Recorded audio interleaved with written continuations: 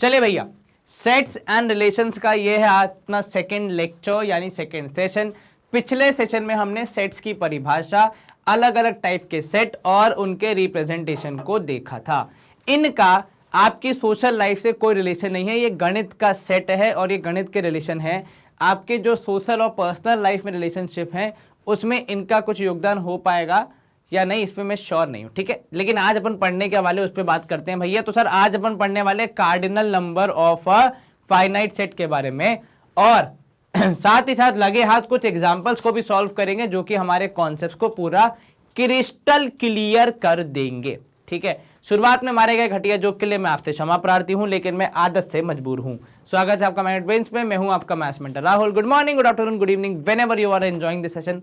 Students, math brains एक ऐसा platform है जो आपको किंडरगार्टन से लेकर 12 तक का सारा एजुकेशन प्रोवाइड कराता है, वो भी एब्सोल्युटली फ्री ऑफ कॉस्ट। आप हमारे सारे लेक्चर्स और वीडियोस देख सकते हैं हमारे यूट्यूब चैनल से या फिर हमारी वेबसाइट से और हमारी ऐप से भी। देखो, टेक्नोलॉजी का बढ़िया इस्तेमाल हम तो कर रहे हैं, आप भी करो और अच्छे अच्छे सेशंस को लर्न करके अपनी पढ़ाई को बढ़िया से आगे बढ़ाओ। चलिए तो भैया, आज जो अपना ये शब्दावली है कार्डिनल नंबर, जरा इस पे ध्यान देते हैं। ये है क्या, परिभाषा क्या है इसकी और इसका पूरा मुद्दा क्या है। तो the number of different elements in a finite set is called the cardinal number of the set ए, ठीक है। आपके एक फाइनाइट सेट में, अब फाइनाइट सेट में क्यों बोल रहा है भैया, क्योंकि सर सेट दो प्रकार के होते हैं, या तो फाइनाइट या तो इनफाइनाइट। इनफाइनाइट का वो मतलब होता है कि जिसमें एलिमेंट्स की कोई सीमा ही नहीं है, ठीक है। बस आपका पैटर्न फॉलो हो जाएगा, या आपकी जो बात है वो आप कह पाएंगे, पर जो एक्चुअल सेट के एलिमेंट होंगे उसमें उनको कहीं पे रोक पाना आपके लिए असंभव होगा। और जब उसको रोक पाना असंभव है तो भैया उसको फिर गिनती करना भी मुश्किल हो जाएगा। इसीलिए जब आप किसी फाइनाइट सेट की बात करते हैं उसमें जो डिफरेंट या यूनिक एलिमेंट्स हैं उनकी नंबर, उनकी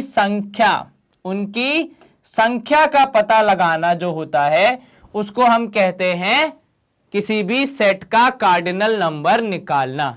इज दिस क्लियर? बिल्कुल सर। जैसे यहां पे देखोगे आप, लेट ए, जो आपका सेट ए है उसके अंदर जो आपके एलिमेंट्स है वो कौन से, ए ई आई ओ यू हैं। तो अगर मुझे इसका कार्डिनल नंबर निकालना है तो मैं क्या लिखूंगा, यहां पे मैं लिखूंगा n in a bracket a which says कि cardinal number of a is equal to 5, ठीक है। ये ठीक वैसा ही है जैसा कि आप किसी को बोलते हैं कि भैया हमारे घर से इतने लोग आ रहे हैं तो कृपया इतने लोगों के खान पान की व्यवस्था कर लीजिए, उनकी संख्या बताना। अब जैसे यहां पे देखो, स्कूल शब्द के एलिमेंट्स को आपने कार्डिनल नंबर निकालने का प्रयास किया तो पहले आपने सेट को लिखा रोस्टर फॉर्म में, वो फाइनाइट सेट है, इन्हीं वैल्यू से बना है आपका स्कूल, ठीक है। तो उसकी भी यहां पे कार्डिनल नंबर 5 हो गई। ये कोई जरूरी नहीं कि कार्डिनल नंबर 5 ही होता है, 4 3 2 कुछ भी हो सकता है। जैसे यहां पे देखो 3 है, आपसे वो 60 के प्राइम फैक्टर्स पूछ रहा था, फिक्स होंगे, इनके अलावा कुछ और हो नहीं सकता, तो उस केस में आपका यहां पे कार्डिनल नंबर हो गया 3। अब देखो, the cardinal number of a empty set, मतलब जिसके अंदर कोई भी एलिमेंट नहीं है, वो होता है 0। Cardinal number of a singleton set is 1। Cardinal number of A infinite set, infinite मतलब जहां पे आप ये नहीं बता सकते कि कहां पे सेट की लास्ट वैल्यू होगी, उस केस में आप कहते हैं कि भैया इसका कार्डिनल नंबर डिफाइंड नहीं है, नेवर डिफाइंड, ठीक है। मामला क्लियर हो गया। चलिए, अब यहां पे कुछ स्टैंडर्ड सेट होते हैं वो भी आपको पता होने चाहिए, ठीक है। जैसे कि नेचुरल नंबर्स, ठीक है। अब ये स्टैंडर्ड है, पूरी दुनिया में नेचुरल नंबर्स कौन कौन से होंगे, ये फिक्स ही है, तो इनका सेट जब बनेगा वो भी फिक्स होगा अगर कोई एक्स्ट्रा कंडीशन नहीं है तो। जैसे आपने बोल दिया नेचुरल नंबर्स लेस देन 20, तो ये नहीं होगा, तो उसमें फिर जो आपके होंगे आंसर्स वही आएंगे। लेकिन अगर कोई कंडीशन नहीं है और आप इन जनरल केवल नेचुरल नंबर से उनको डिफाइन कर रहे हैं तो उनका सेट कुछ इस प्रकार होगा, और उसको यूनिवर्सली हम डिनोट करते हैं n से, ठीक है।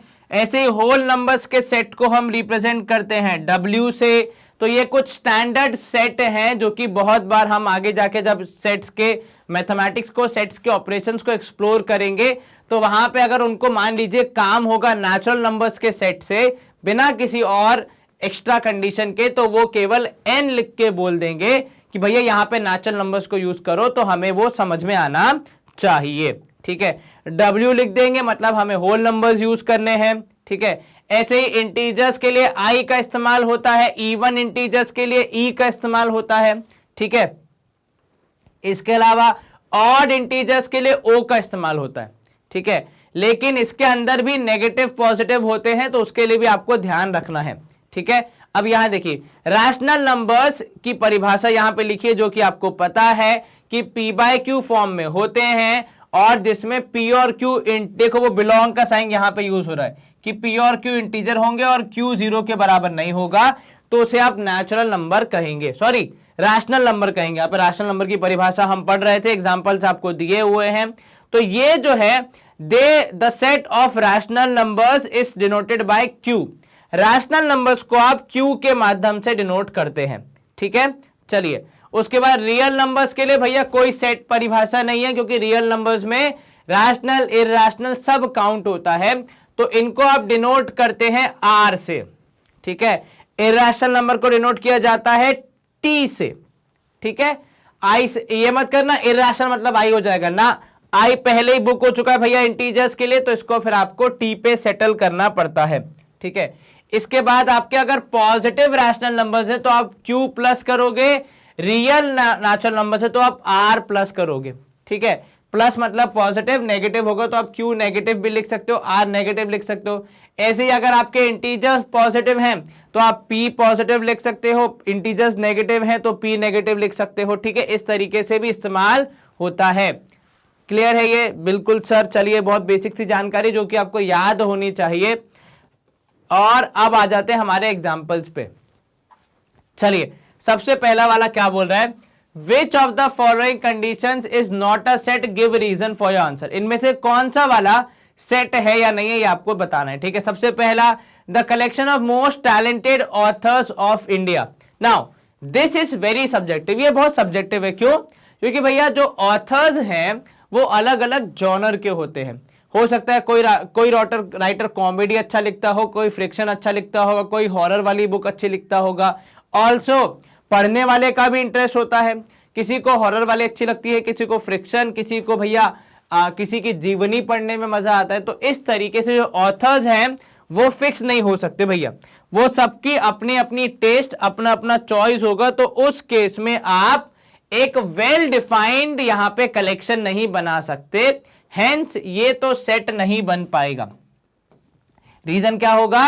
रीजन ये होगा कि भैया authors can not be put inside a well defined section या well defined collection of, because everyone has a subjective taste, subjective choice in terms of authors and the kinds of book they read. ठीक है, ऐसा अपने मन से लिख सकते हैं। The collection of all months of a year beginning with letter M, ये फिक्स होगा। क्यों भैया? क्योंकि जो मंथ्स हैं वो 12 के 12 हैं, उसमें M से शुरू होने वाले भी कुछ ही हैं, और जो मेरे इंग्लिश के अल्फाबेट में M से शुरू होगा आपके में भी वही होगा, ऐसा तो है नहीं चेंज हो जाएगा। तो इस केस में आपका जवाब होगा yes, they can form a set, क्योंकि महीने फिक्स है और उसमें भी उनकी स्पेलिंग किस अल्फाबेट से शुरू होंगे वो सब मामला भी फिक्स है, वेल डिफाइंड है। मार्च की, मई की स्पेलिंग आप सबको पहले से पता है, तो उस केस में यहाँ पे कुछ भी अलग होने के या कुछ भी डिफरेंट होने के, सब्जेक्टिव होने के चांस ही नहीं है। ठीक है, तो इन दोनों में से पहला वाला था, दूसरा वाला नहीं था। The collection of all integers from -1 to 20। Integers बोल रहा है, कहां से कहां तक बोल रहा है, सब कुछ डिफाइन कर दिया है, तो ये कलेक्शन भी वेल डिफाइंड है, तो इसका भी सेट बन पाना पॉसिबल है। ठीक है, चलिए, क्योंकि -2 से लेकर 20 तक जो नंबर्स होंगे, जो मैंने पढ़े और जो आपने पढ़े और जो किसी तीसरे व्यक्ति ने पढ़े, वो सेम ही है, अलग नहीं है। हमारी मैथ्स, उनकी मैथ्स और आपकी मैथ्स में फर्क नहीं है ना, तो सेम ही आंसर आएगा। The collection of all even natural numbers, ये भी सबके लिए सेम रहेगा। क्यों भैया? क्योंकि नेचुरल नंबर्स डिफाइंड है, इवन डिफाइंड है, तो जब दोनों का कॉम्बिनेशन बनेगा इवन नेचुरल नंबर, तो वो भी डिफाइंड होगा। ठीक है, तो ये भी आपका सेट बन जाएगा। The collection of best tennis players of the world. अब ये देखो, टेनिस का अगर मैं आपको पता होगा, जिसको नहीं पता है तो टेनिस का जो कोर्ट होता है जिसपे वो खेला जाता है उसमें भी 2-3 तरीके के होते हैं। एक होता है शायद if I am not wrong grass court, एक होता है क्ले कोर्ट। कुछ प्लेयर्स ग्रास वाले कोर्ट में शानदार खेलते हैं तो कुछ क्ले वाले में शानदार खेलते हैं, है कि नहीं। तो रिकॉर्ड जो हैं जितने भी महान महान हमारे टेनिस प्लेयर्स हैं, रॉजर फेडरर हो गए, ठीक है, या फिर आपके जोकोविक साहब जो हो गए, इनका अलग अलग जगह पे अलग अलग रिकॉर्ड है। किसी का ग्रास में अच्छा है, किसी का क्ले में अच्छा है, ठीक है। ऐसे ही जो हमारी फीमेल टेनिस प्लेयर्स हैं जैसे शारापोवा और समथिंग, जितने जो मुझे याद नहीं है खैर क्योंकि मैं इतना टेनिस देखता नहीं हूं, तो इस केस में भी जो भी टेनिस के फैंस होंगे उनके लिए उनका फेवरेट प्लेयर अलग होगा। राफेल नडाल हो गए, ठीक है, तो सबका अलग अलग कुछ एक्सपर्टीज है, ठीक है। तो इसलिए collection of best tennis players of the world बता पाना मुश्किल होगा, ठीक है। आज जैसे आजकल साइबेरिया के एक और प्लेयर है जो बहुत अच्छा खेल रहे हैं, नाम मुझे याद नहीं है, तो वो भी अच्छा खेल रहे हैं। तो भैया जो यंग लोग हैं हो सकता है उनको ज्यादा पसंद आए, पुराने वाले हैं उनको हो सकता है रॉजर फेडरर ज्यादा पसंद आए, क्योंकि अब वो रिटायर हो गए हैं तो बहुत लोग अब उनको खेलते हुए नहीं देख रहे हैं, तो उनको लग रहा है कि नहीं यार हमने देखा नहीं है तो हम मान कैसे लें। बहुत से लोगों का ये भी होता है, तो इसलिए ये भी वेल डिफाइंड नहीं हो सकता। हर एक व्यक्ति का अपना अपना चॉइस होगा और अपनी अपनी विश होगी, ठीक है। सिंपल रीजन जो हाँ है वो हाँ है, जो नहीं है उनका रीजन बहुत सिंपल है कि वो वेल डिफाइंड आपका कलेक्शन नहीं बन पा रहा है। चलिए, write the following in the roster form, आपको रोस्टर फॉर्म में लिखना है। चलिए अब देखिए यहाँ पे एक्स होगा जो कि कैसे डिफाइंड है कि वो नेचुरल नंबर है, ठीक है, और 4 से बड़ा है और 10 से छोटा है। तो इस केस में आपका ए जो होगा वो हो जाएगा इन अ क्लोज्ड ब्रैकेट, यहां पे देखो 4 से बड़ा यानी 5, 6, 7, 8, 9, और देखो बोल रहा है 10 से छोटा या 10 के बराबर। नीचे एक और लाइन, एक बारीक सी लाइन, अगर आप उसको ध्यान नहीं दोगे तो आपका जवाब गलत हो जाएगा। तो आपका जवाब होगा 5, 6, 7, 8, 9, 10, ये भी शामिल है सारे के सारे, ठीक है। कहीं कोई दिक्कत तो नहीं? बिल्कुल नहीं सर। अब इसके सेकंड वाले में देखोगे अगर आप, तो आपका जो सेट है वो डिफाइंड है एच से, ठीक है। अब इसके अंदर कौन कौन शामिल है वो भी आपको सोचना पड़ेगा, ठीक है।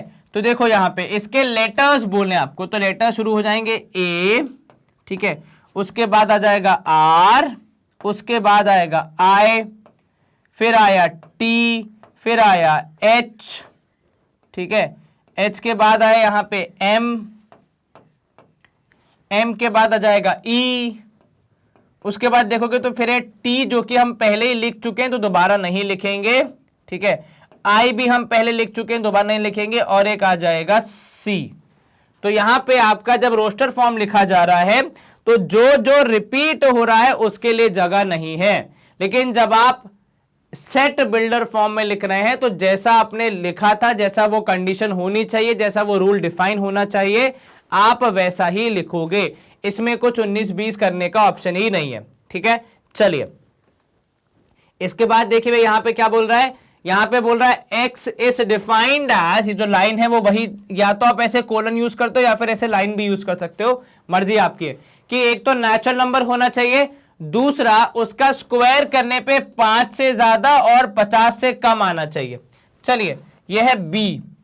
अब इसको आप डिफाइन कैसे करोगे? 5 से ज्यादा, भैया 5 से ज्यादा कौन सा होगा सर? 5 के बाद जो पहला परफेक्ट स्क्वायर आएगा वो आएगा 9। अब सवाल ये है कि यहां पे सेट के अंदर मैं 9 लिखूं या 3 लिखूं? जल्दी बताओ क्या लिखेंगे, 9 की 3? सर हम यहां पे लिखेंगे 9 नहीं 3। क्यों? क्योंकि हमें सेट के अंदर x वैल्यूज लिखने को बोला गया है, ठीक है। तो x वो वैल्यू होगी जिसका स्क्वायर करने पर 5 से बड़ा और 50 से छोटा आना चाहिए। तो ये 3, फिर 4, फिर 5, फिर 6 और 7, ठीक है। ये ध्यान रखना, ऐसा नहीं कि स्क्वायर करके लिख दो भैया 9, 16, 25, 36, 49, ये सारी वैल्यूज एक्स स्क्वायर की हैं, ये बात बिल्कुल ठीक है, लेकिन हमें सवाल में बोला गया है कि एक्स के बारे में बताओ, तो हमने एक्स वैल्यूज को लिखा। अगर आपने ये स्क्वायर वाली वैल्यूज लिख दी तो आपका जवाब गलत हो जाएगा। ये क्लियर हुआ मामला?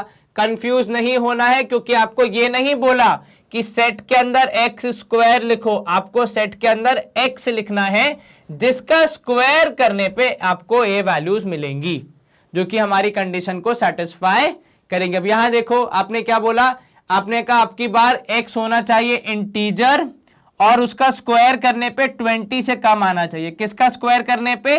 x। तो ऐसे नंबर्स जिनका स्क्वायर करने पे 20 से कम आता है उनको हम यहां जगह देंगे इंटीजर्स में से, ठीक है। अब देखो यहां पे इंटीजर्स में नेगेटिव और पॉजिटिव दोनों आ जाते हैं, ठीक है। तो देखो 20 से आसपास जो है -4 से हम शुरू करेंगे, क्योंकि -4 का स्क्वायर करोगे तो वो 20 से कम आएगा, 16 आएगा, फिर -3, फिर -2, -1, ठीक है, -1 के बाद 0, फिर 1, 2, 3 और 4। अब ये मत करना कि -4 और 4 को एक जैसा बोल दो, दोनों में जमीन आसमान का फर्क है भैया, कृपया दोनों का ध्यान रखें। और दूसरी चीज, बहुत बार हम क्या करते हैं, हम देखते हैं भैया स्क्वायर करने पे पॉजिटिव आ रहा है तो हम केवल पॉजिटिव वैल्यूज को ही लिख देते हैं, लेकिन भैया सावधान रहना है यहां पे, क्योंकि नेगेटिव वैल्यूज का भी स्क्वायर करने पे पॉजिटिव आंसर ही आता है।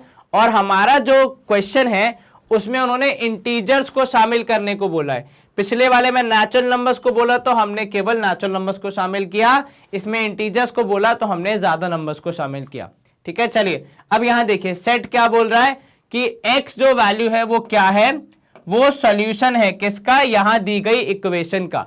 तो हम यहां पे x square -x -6 equal to 0 के रूप में जो इक्वेशन दी है इसका सॉल्यूशन निकालने का प्रयास करेंगे और फिर जो आंसर आएगा वो हमारे सेट का पार्ट होगा। चलो, दो नंबर जिन्हें गुणा करने पे आए 6 और ऐड सब्ट्रैक्ट करने पे आए 1, वो तो बहुत आसान है, -3 और 2।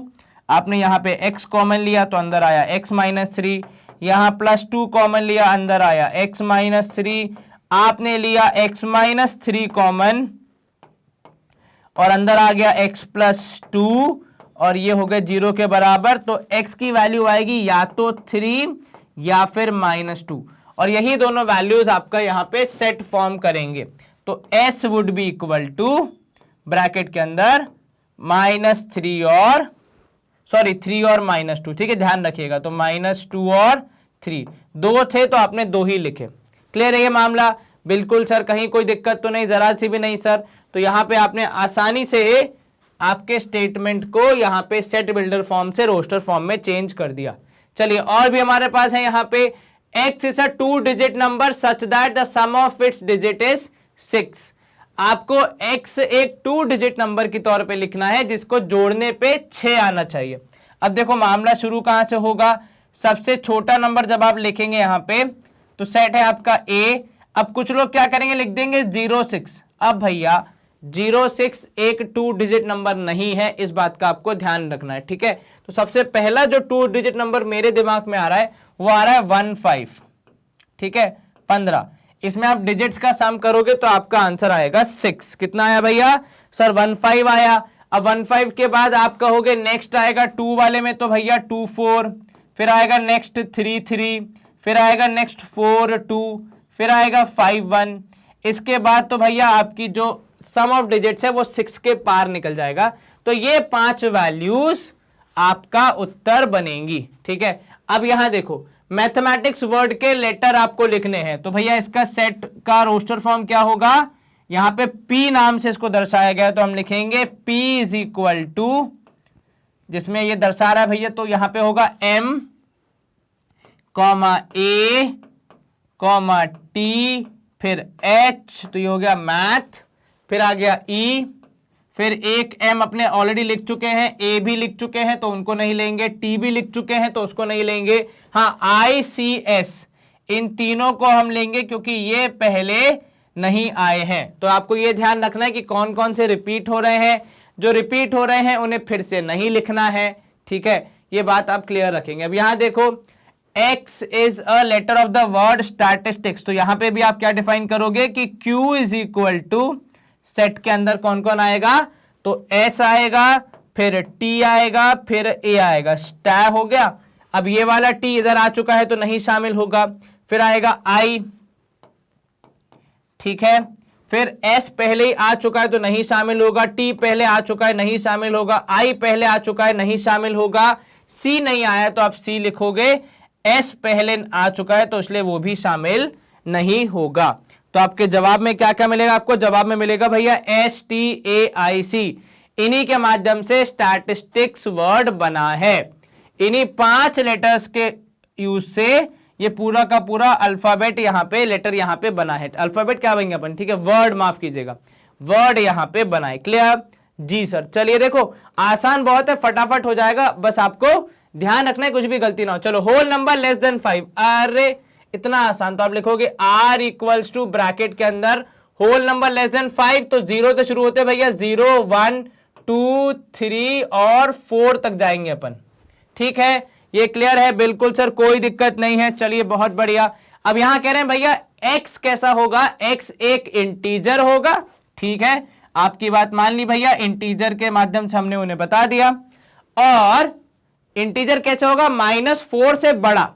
तो मतलब शुरू कहां से होगा सर? -3, -2, -1, 0, उसके बाद फिर 6 से छोटा। तो भैया आगे बढ़ाओगे आप, 1 2 3 4 5 और 6 भी शामिल होगा, क्योंकि 6 के बराबर हो सकता है आपका सेट का एलिमेंट। ये यहां पे साफ साफ लिखा है। क्लियर है? -4 वाले साइन के नीचे डंडी नहीं है, इसलिए हमने -3 से शुरू किया। 6 वाले के नीचे डंडी है, इसलिए 6 को यहां पे मेंशन किया। वरना बाद में बोलो कि सर आपका नेगेटिव नंबर से कोई दुश्मनी है क्या, उसको आप नहीं लिखें। तो भैया जो हमें बोला गया था वही हमने यहां पे लिखा है। क्लियर है ये मामला? बिल्कुल सर, कहीं कोई दिक्कत तो नहीं? नहीं सर, आराम से हो गया। चलिए बहुत अच्छी बात है। इंटीजर होने चाहिए, इसलिए केवल इंटीजर लिखे, वरना फ्रैक्शन भी आ सकते हैं, डेसिमल भी आ सकते हैं, पर इंटीजर हमने मेंशन किया हुआ था तो हमने वही लिखे। चलो स्क्रीन को क्लियर करते हैं। हमने सारे यहाँ पे जो हमारे सेट बिल्डर फॉर्म में दिए थे उनको रोस्टर फॉर्म में कंप्लीट कर दिया। चलो अब आगे देखो, एग्जाम्पल 3 क्या बोल रहा है आपसे? Right the following sets in set builder form. अब आपको यहां पे इनको सेट बिल्डर फॉर्म में मेंशन करना है। ठीक है, अब इस केस में पता है क्या होगा? अगर ऐसे कोई स्टेटमेंट फॉर्म में दिए तो आपका काम आसान है, लेकिन अगर स्टेटमेंट फॉर्म में नहीं दिए हैं तो फिर आपका यहां पे आपको पैटर्न आइडेंटिफाई करना पड़ेगा, उसके बाद ही आप कुछ यहां पे बोल पाएंगे। ठीक है, अब देखो अंग्रेजी में लिखा है, आपको केवल गणित में इसको शॉर्ट में लेके आना है। कैसे? जैसे यहां पे देखो, आपने लिखा सेट को कोई भी नाम दे दो, ABCD, आपने A लिखा, A इज इक्वल टू, इसके एलिमेंट होंगे x, सच दैट, अब x की हम यहां पे परिभाषा लिखेंगे, x इज अ, क्या लिखा है देखो, काउंटिंग नंबर। तो आप लिखोगे x बिलोंग्स टू n, यानी x is a natural number. ऐसे भी लिख सकते हो आप, स्टेटमेंट के रूप में भी लिख सकते हो कि x is a counting number, पर यहां पे आपको लिखा है नेचुरल नंबर, तो बात बराबर ही है। ठीक है, x belongs to n and, अब यहां पे 2 कंडीशन है, एक तो वो काउंटिंग नंबर होना चाहिए, दूसरा वो होना चाहिए multiple of 6 and less than 50। ठीक है, तो x बिलोंग्स टू n, ठीक है, एक ये कंडीशन हो गई कि भैया नेचुरल नंबर होना चाहिए, comma x is a multiple of 6। अब वो हम कैसे लिखेंगे? तो वो हम सीधे सीधे लिख देंगे भैया, x is a multiple of 6। ठीक है, तो आपने लिखा यहां पे x is a multiple of 6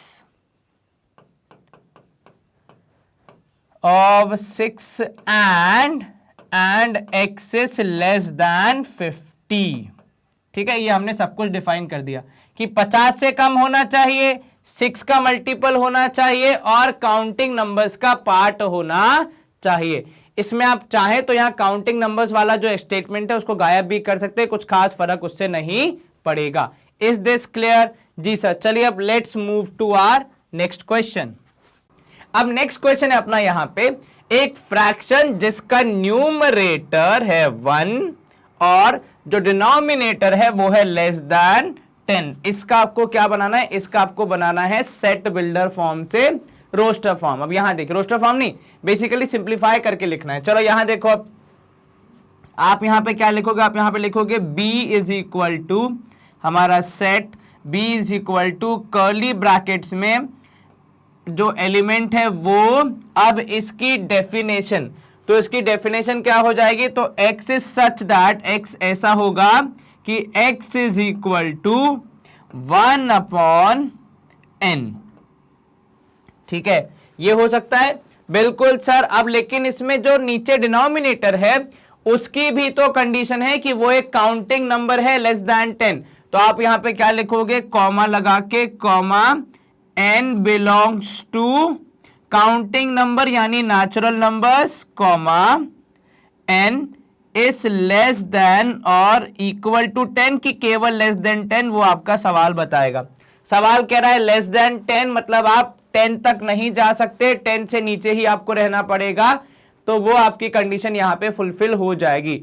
less than equal to 10 बोलता तो आप यहां पे n इक्वल्स टू n और लेस देन और इक्वल टू के लिए नीचे एक और डंडा लगा देते जो कि आपका मीनिंग कैरी कर लेता। पर फिलहाल केवल लेस देन की बात हो रही है तो हम लेस देन वाली कंडीशन ही फुलफिल करेंगे। Is this clear? कहीं कोई दिक्कत तो नहीं? बिल्कुल नहीं सर, कोई प्रॉब्लम ना जी सर, बड़े ही आराम से हो गया। चलिए इसके बाद अपन आएंगे अब नेक्स्ट वाले पे, तो यहां पे हम करेंगे स्क्रीन को क्लियर, ठीक है। और अब आ जाते हैं देखो थर्ड पार्ट पे। थर्ड पार्ट में आपको नंबर्स ही दिए हैं, दैट इज रोस्टर फॉर्म दिया। अब इसको आपको क्या करना है, थोड़ा सेट बिल्डर फॉर्म में लिखना है, ठीक है। चलिए यहां देखिए इसमें क्या होगा, तो सर इसमें हमने लिखा C is equal to curly brackets open x is such that x is equal to कितना sir, x is equal to ऊपर देखोगे तो 1/2, फिर देखो पैटर्न क्या बन रहा है 2/3, 3/4, 4/5 ऐसे करके पैटर्न बन रहा है। तो अगर आप ध्यान से देखोगे कि जो डिनोमिनेटर्स है यहाँ पे, जो डिनोमिनेटर्स हैं वो हमें न्यूमरेटर में +1 करके मिल जाएंगे। ये बात क्लियर है जी सर? क्या बोला मैंने सर? आपने बोला कि जो डिनोमिनेटर है वो न्यूमरेटर में +1 करके मिल जाएंगे। तो अगर न्यूमरेटर है n, डिनोमिनेटर होगा n+1। Is this clear? जी सर, ये आपको समझ में आया? हमने क्या लिखा, हमने लिखा कि भैया अगर डिनोमिनेटर n है, सॉरी अगर न्यूमरेटर n है तो डिनोमिनेटर n-1 होगा, सॉरी n+1 होगा, ठीक है।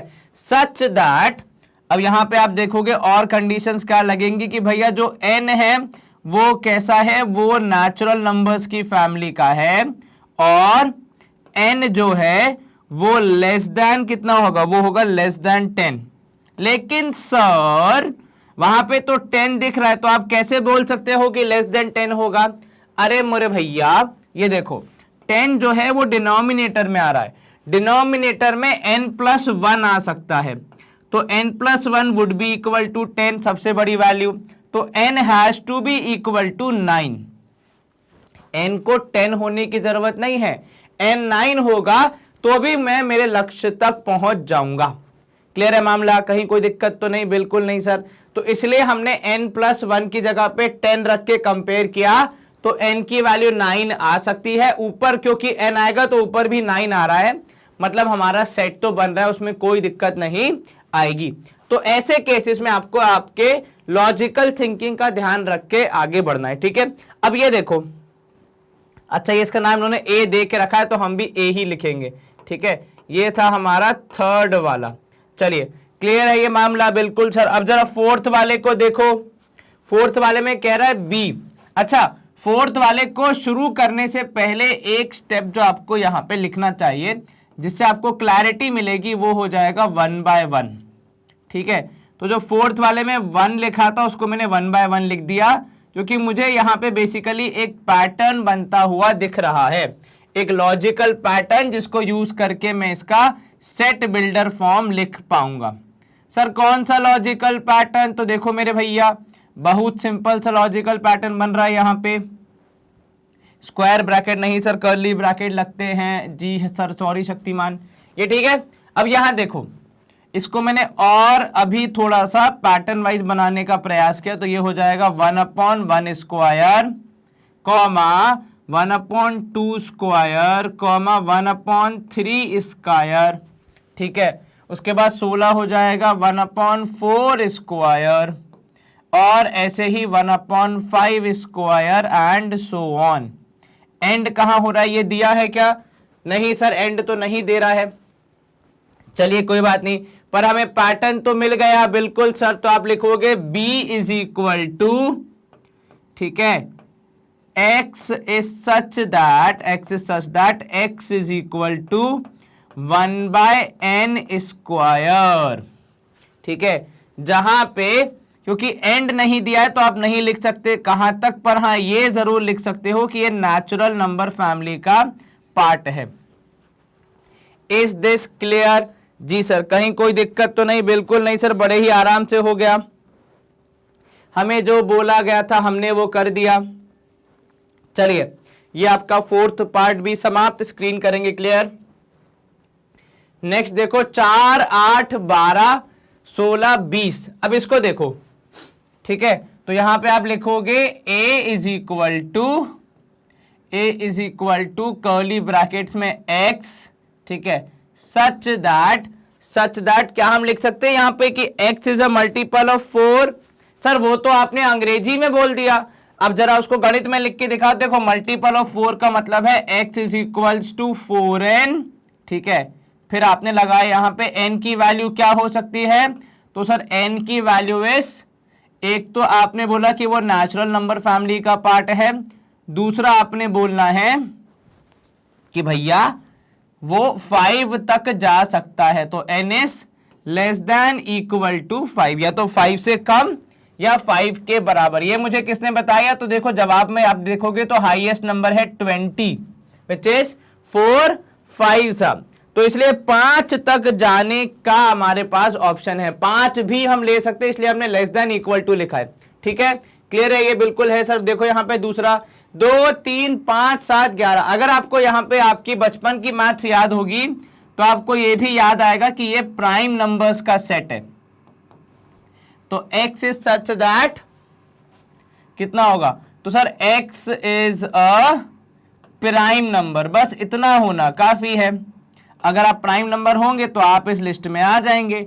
अब ये कहां पे खत्म हो रही है ये तो हमें पता नहीं है, तो हम फिर इसमें कुछ भी डिफाइन नहीं करेंगे, सिर्फ इतना बोल देंगे x is a prime number, क्योंकि ये खत्म कहां हो रही है वो हमें नहीं पता। अगर वो पता होता तो हम उसका भी लिमिट लगा देते कि भैया इस नंबर से लेकर इस नंबर के बीच में सारे प्राइम नंबर जो है वही आपको मेंशन करने। ठीक है, चलिए अब यहां देखिए B C D F G H. अब इसमें देखो यहाँ पे क्या ट्रिक है, तो सर ट्रिक ये है कि ए मिसिंग है, फिर B C D E missing है, F G H I missing है, फिर J K L M N O missing है, P Q R S T, और उसके बाद फिर यू मिसिंग है। और ये 5 ए ई आई ओ यू, ये पांचों वॉवल्स है, ये मिसिंग है। तो वॉवल्स का जो अपोजिट जो काउंटर पार्ट होता है वो कौन होता है सर, वो होते हैं कॉन्सोनेंट्स। तो यहां पे आप जब सी डिफाइन करेंगे तो बेसिकली आप किसकी लिस्ट बना रहे हैं, आप बना रहे हैं लिस्ट कॉन्सोनेंट्स की। तो x is a consonant. Is this clear? ठीक है, क्या हम ऐसा यहां पे लिख सकते हैं? एक बार देख लो आपके हिसाब से सही है कि नहीं है। कॉन्सोनेंट ऑफ इंग्लिश अल्फाबेट लिख दो, सिर्फ कॉन्सोनेंट लिख दो, स्पेलिंग एक बार चेक कर लो, CONSONANT होता है। ठीक है, क्योंकि बहुत लोग फिर यहां पे क्या बोलेंगे कॉन्सोनेंट किसका, कौन सा, काहे का, तो भैया कॉन्सोनेंट ऑफ इंग्लिश अल्फाबेट्स। ठीक है ना, अंग्रेजी के जो कॉन्सोनेंट्स हैं उनकी बात हो रही है। ठीक है, ये हमने पूरा कंप्लीट लिख दिया। चलिए क्लियर है ये मामला? बिल्कुल सर। अब यहां देखो -2 0 2, अब ये किसका आंसर हो सकता है, तो यहां पे आप देखो ये 3 नंबर्स जो हैं, ठीक है, ये किसी इक्वेशन के सॉल्यूशन के रूप में आपको ध्यान देना होगा। ठीक है, कि वहां उसके जैसे दिख रहा है -2 0 और 2, तो वो इक्वेशन कौन सी होगी वो आपको थोड़ा सा सोचना पड़ेगा। ठीक है, तो ऐसी कौन सी इक्वेशन है जिसके ये तीनों सॉल्यूशन हो सकते हैं, तो आपको कैसे सोचना है इसको वो देखो यहां पे समझो। सबसे पहले 1 2 3 जीरोस हैं, and how do I know कि किसी इक्वेशन के ही सॉल्यूशन है, क्योंकि सर बाकी इनके अलावा कोई और कनेक्शन इसमें नहीं बैठ रहा है।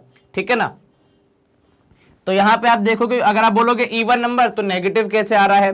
ठीक है, तो इवन नंबर केवल 2 थोड़ी, इवन नंबर तो बहुत सारे हैं, है कि नहीं। तो यहां पे आप लिखोगे आप कि भैया क्या नाम है इसका, d is equal to x, इसका एलिमेंट है सच दैट, x की परिभाषा क्या है, तो भैया x की परिभाषा है कि जो आपका ये x है उसकी कुछ इक्वेशन होगी, ठीक है।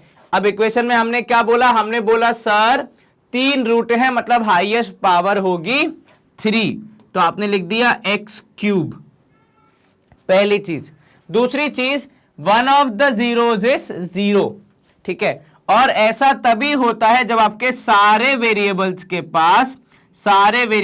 पास एक x हो, ठीक है। और सर ये 4 कहां से आया, तो भैया 2 का स्क्वायर होता है 4, इसीलिए हमने वहां पे 4 किया, और क्यूब इसलिए, और क्यूब था इसलिए मैंने 4 किया, वरना मैं 8 लिखता, क्योंकि मुझे पता है यहां पे एक x तो कॉमन ही आ जाएगा, ठीक है। Is such that x cube minus 4x is equal to 0, आपका यहां पे आंसर होना चाहिए। तो आप क्या लिखोगे यहां पे, x is such that x is a solution of x cube minus 4x equal to 0। Sir आप तो ठहरे गणित के टीचर, अगर आपको नहीं पता होगा तो फिर किसको पता होगा, लेकिन हम कैसे पता लगाएं। तो देखो एक और तरीका उसका ये है कि इन तीनों को x के बराबर रखो, that is x equal to -2 रखो, x इक्वल टू 0 रखो, और x प्लस 2 रखो, ठीक है, x इक्वल्स टू +2 रखो। अब इन तीनों को बनाओ आप एज अ फैक्टर, तो ये हो जाएगा x माइनस 2 इक्वल टू 0, इसमें तो रहेगा x इज इक्वल टू 0, ठीक है, और ये हो जाएगा x नहीं, हो जाएगा x प्लस 2, ठीक है, और ये हो जाएगा x माइनस 2 इक्वल टू 0।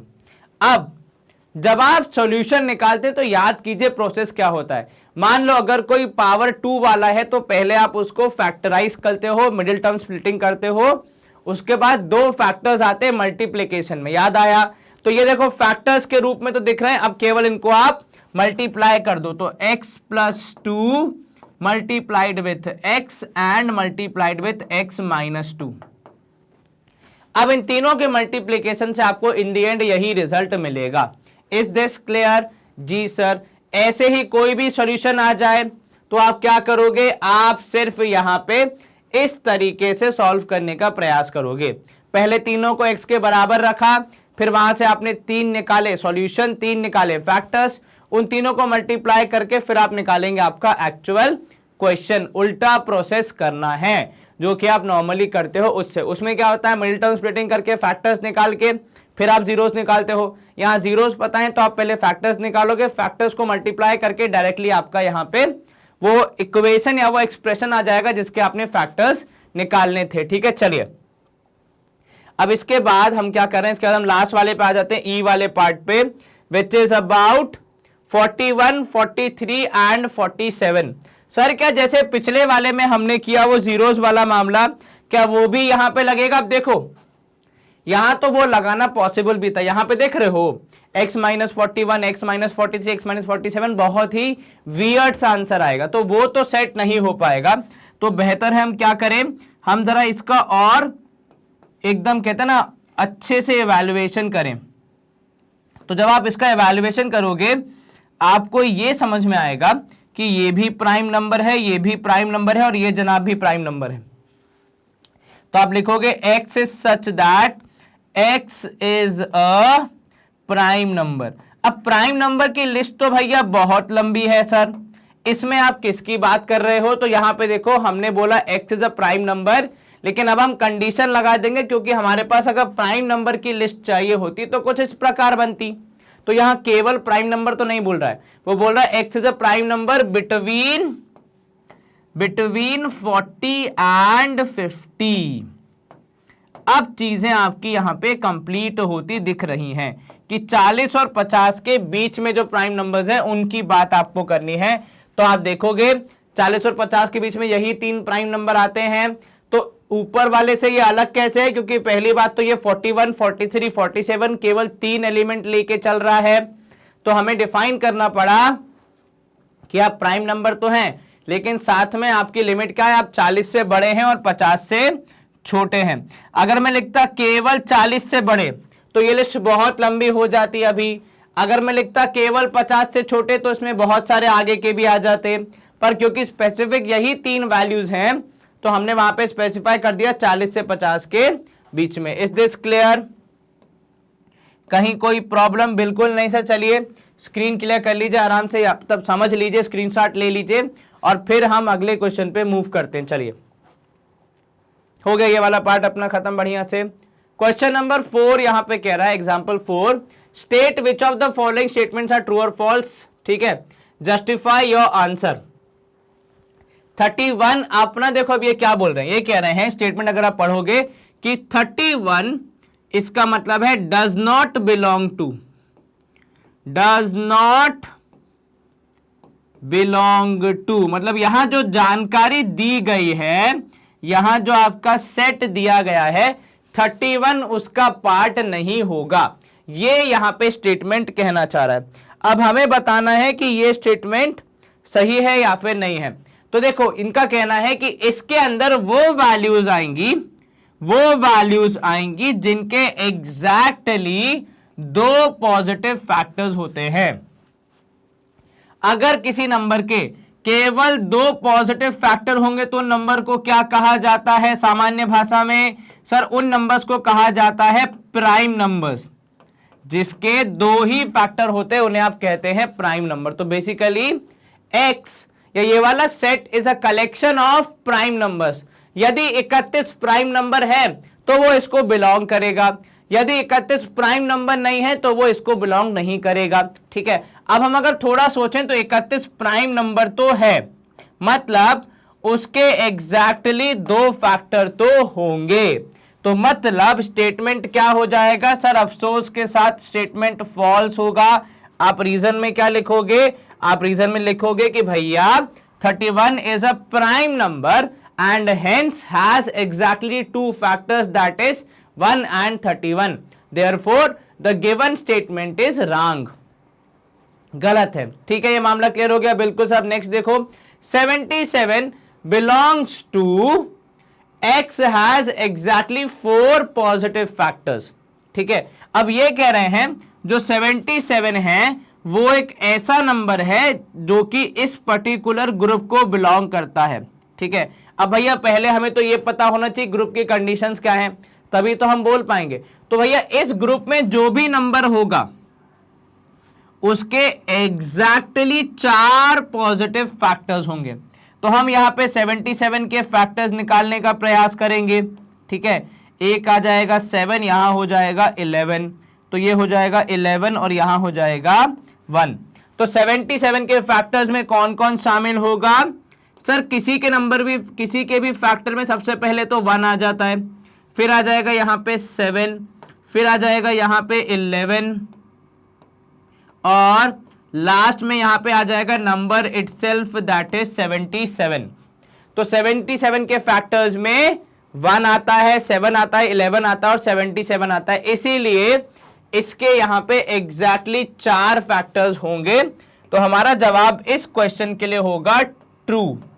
ठीक है, तो आप कैसे सॉल्व करोगे इसको? आप वहां पे लिखोगे एग्जाम में कि factors of 77 involve 1, 7, 11 and 77 only and hence it has exactly 4 factors, therefore the statement is true। ठीक है, कोई दिक्कत तो नहीं? बिल्कुल नहीं सर, एक फॉल्स दूसरा ट्रू। ठीक है, अब नेक्स्ट देखते हैं थर्ड वाले में क्या है? 28 बिलोंग्स टू। ठीक है, 28 यहां दिए गए सेट को बिलोंग करता है, ये आपको यहां पे बोला गया है। मतलब जो भी कंडीशन आपके यहां पे सेट में दी होगी 28 उसको सेटिस्फाई करता है, उसी परिवार का सदस्य होगा। ठीक है, ऐसा यहां पे कहा जा रहा है। अब हमें बताना है कि ये सच है या फिर नहीं है। तो ये कह रहे हैं 28 belongs to this particular set of numbers. अब ये कह रहा है the sum of all the positive factors of x is 2x, ये आपको यहां पे बताना है। तो पहली बात तो 28 के सारे पॉजिटिव फैक्टर्स निकालने पड़ेंगे, तब तो हम कुछ बोल पाएंगे। चलिए 28 के जब आप फैक्टर्स निकालोगे तो आपको मिलेगा 1, ठीक है, फिर मिलेगा 2, 3 है नहीं, 4 मिलेगा। ठीक है, उसके बाद मिलेगा आपको 5 नहीं मिलेगा, 6 नहीं मिलेगा, 7 मिलेगा।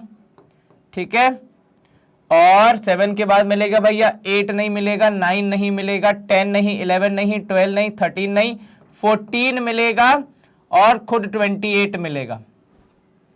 ठीक है, अब ये कह रहे हैं कि इन सबका जब आप सम करोगे, ठीक है, तो आपने ऐड करना है, तो 1 + 2 + 4 + 7 + 14 + 28, तो यहां देखो 28 और 14 हो जाएगा कितना, 42 हो जाएगा, 42 + 7 हो जाएगा 49, 49 + 1 हो जाएगा 50, 50 + 6 हो जाएगा 56, तो इन सबको ऐड करने पे हमें मिलता है 56।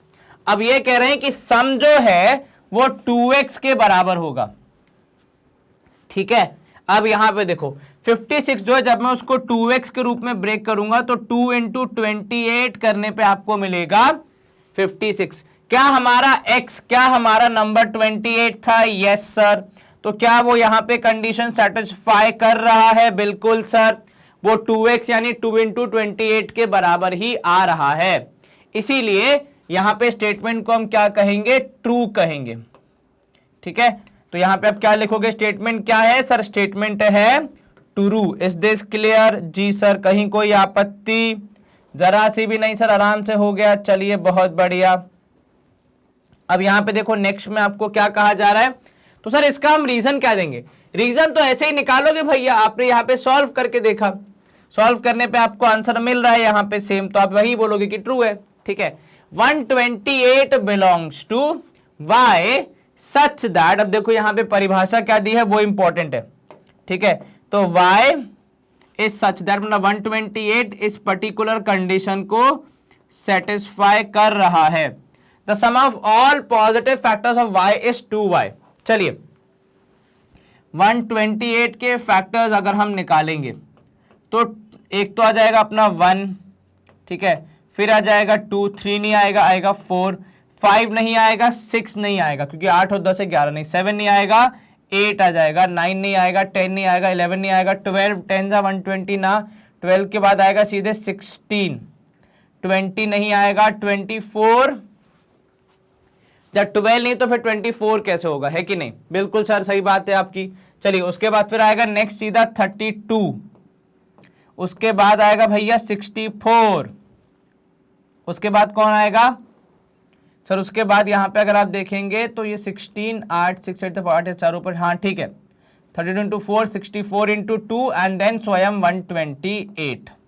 अब ये कह रहे हैं कि इन सबको ऐड करने पे, इन सबका सम करने पे, ठीक है, तो ये अपना y है, इसके सारे पॉजिटिव फैक्टर्स हमने निकाल लिए हैं, उसका अब हमें सम करना है। तो जब हम इनको ऐड करेंगे तो कितना मिलेगा? जोड़ के दिखाओ। तो सर ये हो जाएगा 4, 2, 6, एक साथ, तो 7 और 8 मिला के हो जाएगा 15, 15 और 16 जोड़ के हो जाएगा 31, 31 और 32 जोड़ के हो जाएगा 63, 63 और 64 जोड़ के हो जाएगा 127, 127 और 128 जोड़ के कितना हो जाएगा सर? ये हो जाएगा 255। एक बार चेक करो, 7 और 8 15, 2, 2, 4, 1, 5 और 1 और 1, 2। ठीक है, अब ये कह रहे हैं कि ये जो आपका 255 आया it is equal to 2y। अब 2 × y करने का मतलब है, 2 × y करने का मतलब है 2 × 128 दैट इज इक्वल टू 256। तो आप यहां पे बोलोगे कि भैया 255 is not equal to 256, that is sum is not equal to 2y। तो ये कह रहे हैं भैया सम जो होगा वो बराबर होगा किसके? 2y के। ठीक है, लेकिन यहां पे ऐसा नहीं हो रहा है, तो स्टेटमेंट क्या हो जाएगा? सो दुर्भाग्यवश स्टेटमेंट को हमें फॉल्स ही कहना पड़ेगा। ये देखो हमने लिख दिया बढ़िया से एकदम बड़े वाले से कि भैया आप फॉल्स हैं। ठीक है, कोई दिक्कत तो नहीं? बिल्कुल नहीं सर, आराम से हो गया। समझ में आया फ्लो कैसे बनेगा? आपने फैक्टर्स निकाले, फैक्टर्स का सम किया, सम करने के बाद आपने देखा कि सम आया 255 एंड यहां पे जो सम आ रहा था वो आना चाहिए था 2y के बराबर अगर स्टेटमेंट को सही होना है। तो आपने भैया स्टेटमेंट का 2y करके देखा, सम और 2y की वैल्यू बराबर नहीं आ रही है, तो मतलब आप यहां पे स्टेटमेंट को फॉल्स करार देते हुए आगे बढ़ेंगे। चलिए 7477 बिलोंग्स टू t। अब t की क्या परिभाषा है? तो भैया t is a multiple of 37। तो बेसिकली अगर 7747 37 का मल्टीपल हुआ तो इस सेट को बिलोंग करेगा, वरना नहीं करेगा। ठीक है, अब वो आप कैसे पता लगाओगे? तो वो भैया ऐसे पता लगाओगे कि 37 को हम 7747 यहां पे डिवाइड करके देखेंगे, 7747 को 37 से। ठीक है, 37 वन जा हो जाए, क्योंकि 2 जा करेंगे तो शायद बाहर चले जाए। नहीं सर, एक बार चेक करो, 2 से किया तो 7 दूनी 14, एक कैरी, 2 3 जा 6, तो ये हो जाएगा कितना, 64 होगा कि नहीं सर? 74 हो जाएगा, बिल्कुल ठीक कहा आपने, ये हो जाएगा 74। माइनस करेंगे आप तो आपको मिलेगा 347। ठीक है, अब क्या 37 9 जा होता है 347? एक बार चेक करो सर, 7 9 जा होगा 63, 3 यहां 6 ऊपर, 9 तिया 27, 27 तो 6 कितना होगा, 27 तो 6 होगा 333। ठीक है, तो यहां पे आपका आंसर आएगा 333 which is not in the table of. तो आप बेसिकली क्या कहोगे यहां पे, ये स्टेटमेंट है फॉल्स। ये स्टेटमेंट क्या है सर? स्टेटमेंट है बढ़िया से फॉल्स। अब फॉल्स काहे है? क्योंकि sir 7747 is not a multiple of, is not a multiple of 37। ठीक है, इसीलिए यहां पे ये हो जाएगा कैंसल, तो स्टेटमेंट हो जाएगा फॉल्स। इनफैक्ट कोई और नंबर हो सकता है जो कि इसका मल्टीपल होगा, पर ये तो नहीं है। ठीक है, अच्छा एक बात अगर आपने गौर की हो तो यहाँ पे बीच में से लंबी लाइन खींची हुई है, न कि कोलन लगा हुआ है। ऐसा क्यों? क्योंकि ये भी अलाउड है, आप ऐसे भी लिख सकते हो लंबी सी लाइन खींच के, या फिर कोलन भी लगा सकते हो, दोनों ही लीगल हैं, वैलिड हैं, करेक्ट हैं। ठीक है, देखो एक ही चीज को करने के 10 तरीके होते हैं, तो ये 2 तरीके हैं, या तो आप कोलन लगा लो या फिर ऐसे डंडी खींच दो, तो भी टीचर आपकी बात मान जाएंगे। चलिए एग्जाम्पल 5 में आपको क्या करना है, state which of the following sets are finite and infinite. ठीक है, in case of finite set mention the cardinal number. चलिए आपको बताना है कि इनमें से कितने फाइनाइट है और कितने इनफाइनाइट है। अगर आप बता पाएंगे तो ही फिर आपको यहां पे सवाल का जवाब मिलेगा। देखो पहला वाला क्या बोल रहा है, पहला वाला बोल रहा है कि x इज सच दैट, वो इंटीजर फैमिली नहीं, वो है नेचुरल नंबर फैमिली का। ठीक है, और x square is equal to 9। अब दोनों कंडीशन फुलफिल करनी है, तो पहले मैंने x स्क्वायर इक्वल टू 9 को जब सॉल्व करने का प्रयास किया तो x की वैल्यू आएगी +-3। इसमें से भी आपने कहा केवल नेचुरल नंबर होना चाहिए, तो इसके हिसाब से x की वैल्यू आएगी 3। तो इस सेट का जो जवाब होगा वो होगा a is equal to in a bracket 3, क्योंकि एक ही ऐसी वैल्यू है जो कि इन सारी कंडीशन को फुलफिल कर रही है।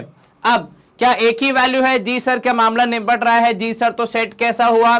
तो सर ये तो हो गया फाइनाइट, और कार्डिनल नंबर कितना हो गया? तो सर कार्डिनल नंबर आया आपका यहां पे, जिसको मैं कार नंबर लिख रहा हूं, वो आया 1। Is this clear? जी सर, कहीं कोई आपत्ति? बिल्कुल नहीं सर, एक ही वैल्यू है, it's a finite set and cardinal number आया आपका 1, जिसको हम कैसे लिखते हैं सर? स्टेटमेंट जब हम लिखते हैं मैथमेटिकली तो हम ऐसे लिखते हैं कि n, भैया इरेज हो जाओ, इरेजर बाबू, ये आ गए हमारे इरेजर बाबू, कि n इज इक्वल टू, पहले आता नहीं है फिर जाता नहीं है, अलग ही सिस्टम चल रहा है भैया इनका। तो n ऑफ a यानी number of elements in a is equal to 1। एक ही है भैया, यहां पे आप देख लो। अब ये होमवर्क आपके लिए, आप कमेंट सेक्शन में मुझे बताओगे कि अगर किसी सेट में एक ही एलिमेंट हो, सिंगल एलिमेंट है, तो उसका नाम क्या होता है। हमने आपको ये बेसिक्स में पढ़ाया है, या तो पीछे जाके रिवाइज कर लो या फिर अपनी किताब में पढ़ के देखो, आपको याद आएगा कि भैया नाम क्या होता है उस सेट का जिसमें एक ही आपका एलिमेंट होता है। चलो यहाँ पे स्क्रीन क्लियर, पहला वाला पार्ट अपना हो गया। सेकेंड पार्ट में अपन क्या बोल रहे हैं कि भैया x is such that x belongs to w। अब w का मतलब होता है होल नंबर, मतलब शून्य भी हो सकता है। ठीक है, कि 2x - 1 इज इक्वल टू 0। अब इसको आप सॉल्व करोगे तो 2x इज इक्वल टू 1 आ जाएगा, क्योंकि -1 साइड चेंज करेगा तो वहां जाएगा, x इक्वल टू 1/2 हो जाएगा। अब ये कह रहे हैं x की वैल्यू 1/2, वो कह रहे हैं x इज होल नंबर, तो इसका मतलब यहां पे क्या है कि यहां पे कुछ भी आंसर नहीं आएगा। मतलब B is a what, B is a empty set. तो आप ऐसे लिख लो कि अंदर कुछ भी नहीं है, ब्लैंक छोड़ दो, ठीक है। या फिर वो निशान लगा दो जिसमें होता है कि भाई एक आपने जीरो लग बनाया और ऊपर से डंडी से काट दिया, जिसका मतलब क्या होता है, जिसका मतलब ये होता है कि भैया ये एक एम्प्टी सेट है, और फिर उस केस में आपको ब्रैकेट लगाने की जरूरत नहीं पड़ती है। और अगर एम्प्टी सेट भी होगा तो भी वो फाइनाइट होता है, ये हमें बताया गया है, ठीक है। और सेकेंड चीज, उसका जो कार्डिनल नंबर है वो भी आपको मिल जाएगा एज इक्वल टू 0, कि कुछ भी नहीं है अंदर, नंबर ऑफ एलिमेंट्स नहीं है, तो कार्डिनल नंबर क्या आएगा, कार्डिनल नंबर आएगा 0। Is this clear? Any problem so far? बिल्कुल नहीं सर, आराम से हो गया। चलिए आगे बढ़ते हैं अपन। इसका थर्ड पार्ट कह रहा है कि x बिलोंग्स टू n, यानी नेचुरल नंबर है, ठीक है, और आगे दी हुई इक्वेशन को सेटिस्फाई भी कर रहा है। चलिए x square minus 3x plus 2, तो हमें अब इसको सॉल्व करना पड़ेगा ये देखने के लिए कि कौन कौन सी वैल्यूज यहां पे सही बैठेंगी, ठीक है। अब ये देखो, मल्टीप्लाई करने पे आना चाहिए 2, ऐड सब्ट्रैक्ट करने पे आना चाहिए x 3x, तो यहां पे ऐसा कुछ मामला बनेगा। आगे से आपने x कॉमन लिया, अंदर आया x माइनस 2, यहां से आपने -1 कॉमन लिया, अंदर आया x माइनस 2। अब आप कक्षा 11वीं के विद्यार्थी हैं भैया, तो जाकिर भाई की कसम अगर इसको भी एक्सप्लेन करना पड़े तो फिर दिक्कत है यार, है कि नहीं, क्योंकि ये तो कक्षा 9वीं का कॉन्सेप्ट है। फिर भी देख लो एक बार, ब्रेक करने पे कितना आना चाहिए, -3 को ब्रेक किया आपने -2 और -x में, which on adding becomes -3, multiply करने पे 2 के बराबर आएगा। तो इसके हिसाब से x की वैल्यू आ रही है या तो 2 या फिर 1। ये दोनों ही नेचुरल नंबर्स की कैटेगरी में फिट बैठते हैं, तो हमारा जो c है उसका जो रोस्टर फॉर्म बनेगा उसमें आएगा 1,2। तो यहां पे क्योंकि ये 2 पे खत्म हो रहा है तो ये भी होगा एक फाइनाइट सेट, ठीक है। और इसका जो कार्डिनल नंबर होगा वो हम यहां पे देख रहे हैं, हमारे हिसाब से आ रहा है 2। Is this clear? जी सर, कहीं कोई आपत्ति जरा सी भी नहीं सर, आराम से हो गया। यहाँ पे 1 और 2 फाइनाइट सेट है, और संख्या जो है कार्डिनल नंबर है वो भी आ रहा है यहाँ पे 2 के बराबर। चलिए इसका चौथा पार्ट देखते हैं। तो भैया चौथा पार्ट कह रहा है कि एक तो होना चाहिए आपका नेचुरल नंबर, दूसरा होना चाहिए प्राइम, ठीक है। दो कंडीशन है, तो अगर आप इसको यहां पे लिखने जाओगे तो आपके जो प्राइम नंबर्स है वो स्टार्ट होते हैं 2, 3, 5, 7 एंड सो ऑन। अब ये खत्म कहां होंगे ये हमें सवाल में नहीं दिया है, पर अब जितनी जानकारी हमें दी है उसके हिसाब से इनको रोकना कहां है वो हमें नहीं पता है, वो हम नहीं बता सकते। तो इसका मतलब ये सेट क्या हो जाएगा, ये हो जाएगा इनफाइनाइट सेट, और ये हमारे लिए खुशी की बात है क्योंकि इनफाइनाइट सेट का कार्डिनल नंबर नहीं निकालना पड़ता है, तो हमारा काम थोड़ा सा यहाँ पे क्या हो जाएगा, कम हो जाएगा। क्लियर है ये मामला? बिल्कुल सर, चलिए बहुत बढ़िया। तो इनका कार्डिनल नंबर इस कैन नॉट बी डिटरमाइंड, हम पता नहीं लगा सकते। चलिए अब नेक्स्ट देखिए, फिर से यहाँ पे देखो नेचुरल नंबर की पूरी लिस्ट है और ऑड बोल दिया है, तो इस केस में भी आपके जो नंबर्स होंगे वो क्या होंगे सर, नंबर्स होंगे अगर मैं लिखूं रोस्टर फॉर्म में तो 1, 3, 5, 7 एंड सो ऑन, जिसकी लिस्ट बना पाना हमारे लिए असंभव सा कार्य है, क्योंकि बहुत सारे ऐसे नंबर्स होंगे जो कि इस कंडीशन को सेटिस्फाई करेंगे। और इसको रोकना कहाँ है, ये कहीं भी दिया नहीं, केवल ये बोला है कि ऑड होना चाहिए। तो उस केस में आप क्या कहोगे, उस केस में बोलोगे कि सर ये एक इनफाइनाइट सेट है, इसीलिए इसका भी कार्डिनल नंबर निकाल पाना असंभव होता है, क्योंकि कार्डिनल नंबर निकलता ही फाइनाइट सेट का है। इनफाइनाइट भाई जो है ही इनफाइनाइट, जिसका कोई खत्म होने कोई एंड होने का सवाल ही नहीं है, उसकी आप कैसे काउंटिंग करोगे। चलिए अब आगे देखिए, X is a month of a year having less than 31 days। देखो लेस देन 31 बोल रहा है, ठीक है। 30 होंगे चलेगा, 28 होंगे चलेगा, 29 होंगे चलेगा, 26, 24 कुछ भी होंगे चलेगा, 30 से 31 से कम होने चाहिए। तो उस केस में आपका जो एफ होगा उसमें देखो कौन कौन शामिल होगा सर, उसमें होगा जनवरी नहीं होगा, फरवरी, मार्च नहीं होगा, अप्रैल, मई आपका होता है कितना सर, मई होता है 31 का, वो नहीं होगा, जून हो जाएगा, जुलाई अगस्त नहीं होगा, सितंबर हो जाएगा, अक्टूबर नहीं होगा, नवंबर हो जाएगा।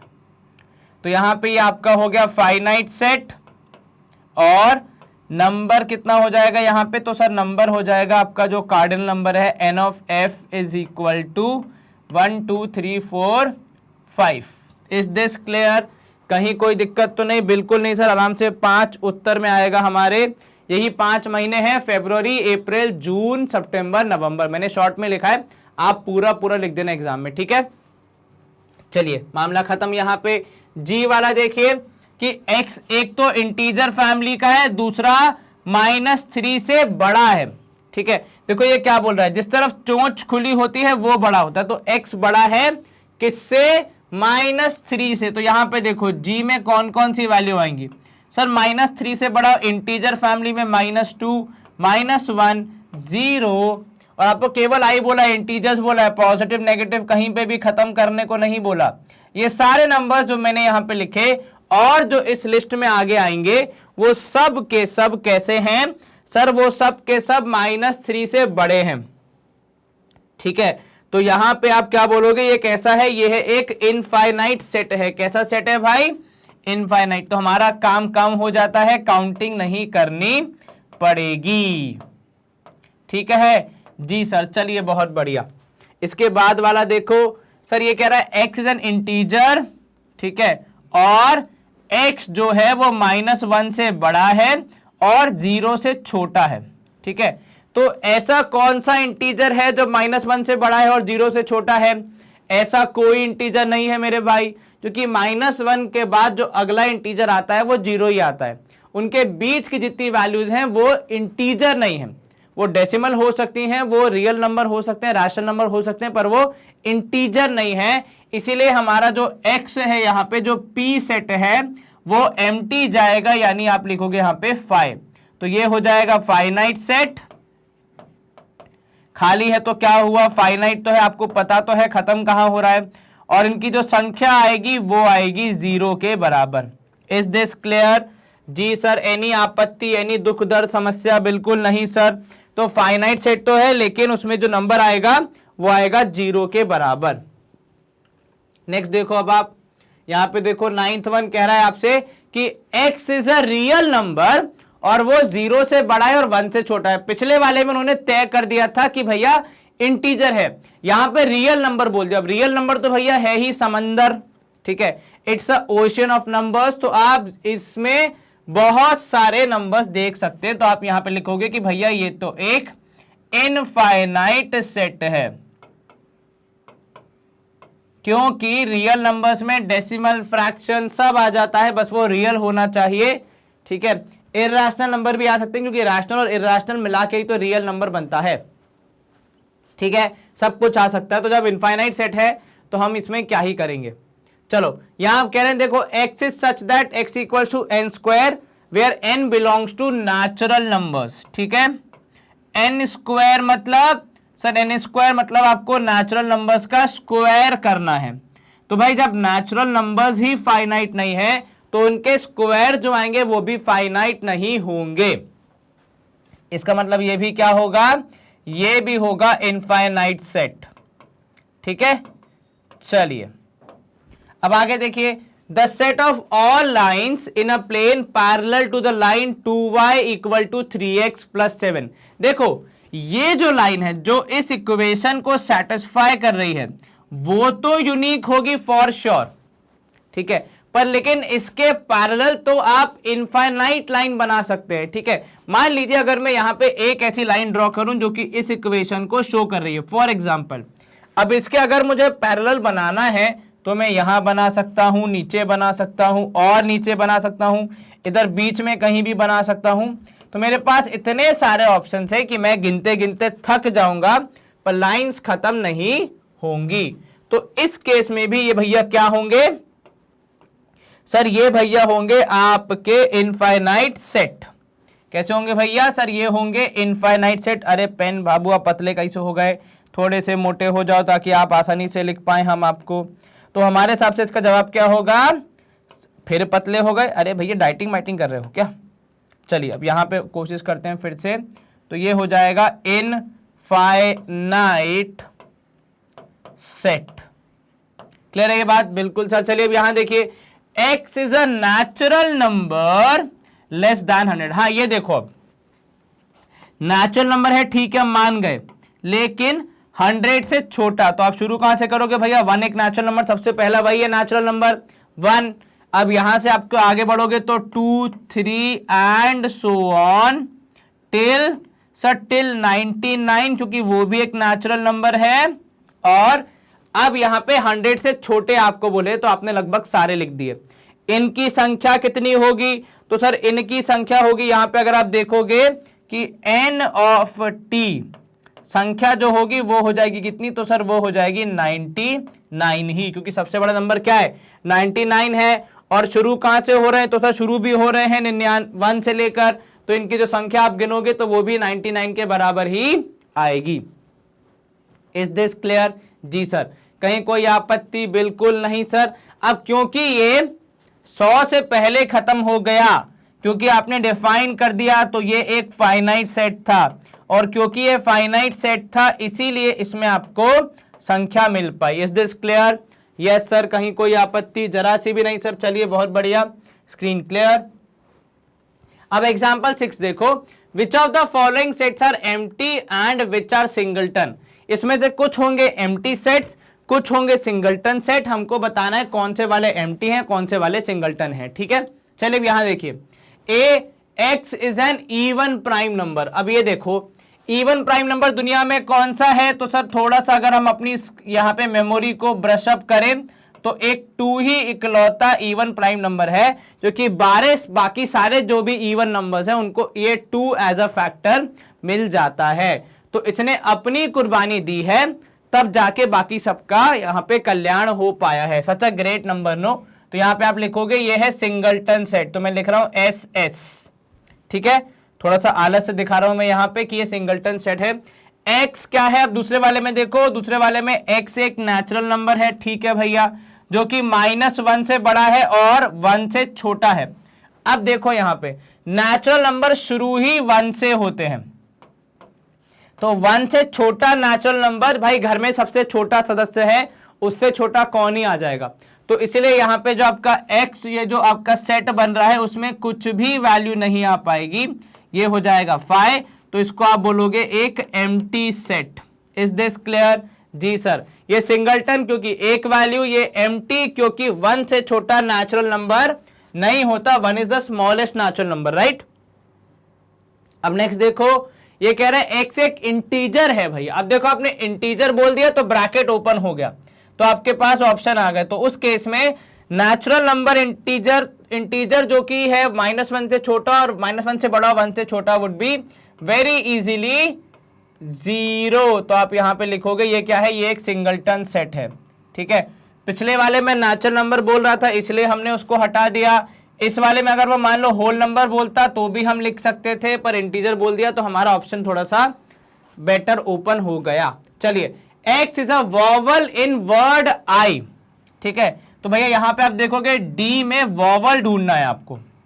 तो भैया वॉवल तो एक ही है इसमें E, हालांकि आ 2 बार रहा है पर है तो एक ही, तो ये भी सिंगलटन सेट में काउंट होगा। भले ही 4 बार आए, पर अगर एक ही अल्फाबेट आ रहा है तो उसको आप एक ही बार काउंट करोगे कि भैया एक ही है वो आपका एलिमेंट, तो आपका सिंगलटन सेट यहाँ पे बन रहा है, ठीक है। अब यहां देखो x + 10 = 0, वेयर यहां पे n बिलोंग्स टू n, मतलब आप बेसिकली क्या बोल रहे हो? नेचुरल नंबर्स हैं, ठीक है। अब अगर मैं इस इक्वेशन को सॉल्व करूं, इसको आप एक काम करें, x नहीं बल्कि आप इसको यहां पे n नहीं, इसको आप यहां पे x के रूप में देखें, ठीक है।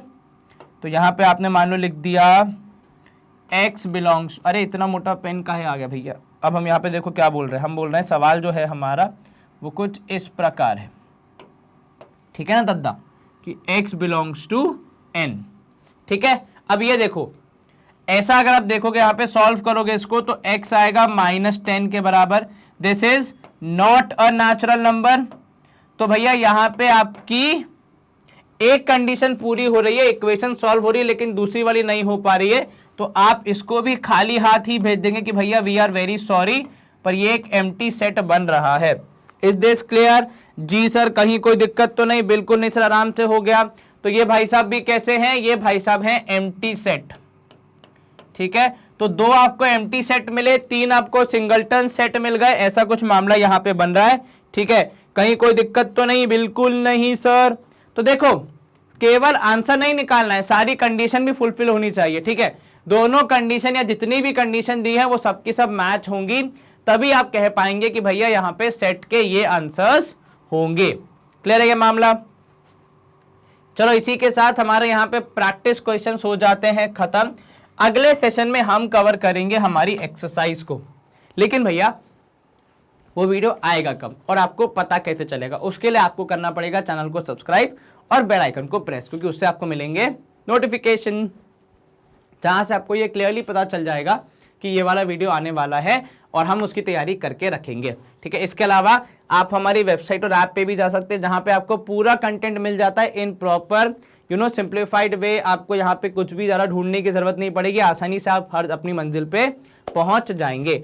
इसके साथ साथ आप हमें सोशल मीडिया पे भी फॉलो कर सकते हैं, जहां पे आपको मिलता है बहुत सारा fun learn content and important information about the examinations, या फिर जब भी कोई सीबीएसई कोई नया नोट सर्कुलर लेके आती है उसका हम आपको वहां पे जानकारी देते हैं, जो कि आपके लिए बहुत जरूरी होता है एग्जामिनेशन पॉइंट ऑफ व्यू से। हमारे सारे वर्टिकल्स आपको सतत हाई क्वालिटी एजुकेशन प्रोवाइड कराते रहेंगे। आप बस पूरी शिद्दत, लगन और मेहनत के साथ लगे रहिए, ताकि आपकी तस्वीर भी इन विद्यार्थियों जैसे हमारी वेबसाइट और ऐप पे फीचर हो सके, क्योंकि जो मेहनत करता है उसे सफलता जरूर मिलती है। ये था मेरा आज का ज्ञान। चलिए अपना ख्याल रखिए, stay home, stay safe, take care, bye bye, good day, see you soon in the next video and thanks for watching, bye bye, take care.